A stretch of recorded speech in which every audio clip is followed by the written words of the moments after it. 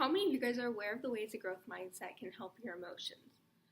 Personally, I was not aware until I was severely depressed a few years ago, and antidepressants and therapy didn't really help me, but changing my mindset into a growth mindset really did help. I really didn't know what a growth mindset was before, so it's kind of in my mind like a seed or a plant. So every seed has arguably an equal chance to live, but its environmental factors have a big part in that. So that's kind of like what a growth mindset is. A growth mindset allows you to grow yourself and have those factors to benefit yourself. These factors are such of those like being able to think that you are continuously changing and having the mindset that challenges are an opportunity to learn, and having the belief that failure only makes you stronger.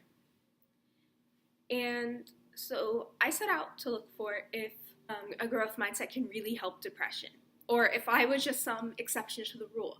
And the research I found actually proved that. And so there was a trial where for 9 months people were taught growth mindset and how to have one.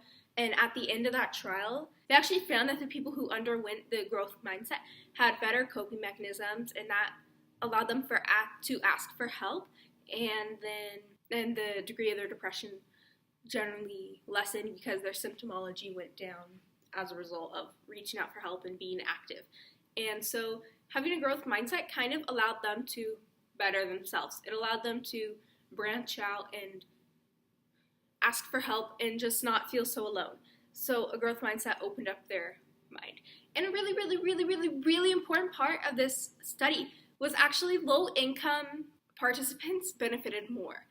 And this is really important because oftentimes in low-income communities, there are actually higher rates of mental illnesses because there could be substance abuse or family issues or insurance issues, and they can't actually afford, and they don't have the resources available to actually ask for help. So these people just have to suffer. And if they had a seed, their seed would be bad. Their seed could be a seed planted in a desert for a plant that really needs a lot of water. So they're already in kind of a bad environment. So they need something extra, and this study actually showed that growth mindset allowed them to think more positively, and actually that allowed them to get a little better for a little bit. Carol Dweck, the pioneer of growth and fixed mindset, went into a very low-income school that was performing at the bottom of their percentile in their state. And then she taught them growth mindset, and that failure isn't an option, and she gave them, that failure is only a means to learn more, and she taught them that they have the power to be better in this subject, and she just believed in them. And actually, by the end of the year, when they were taking their test, they ranked at the 95th percentile.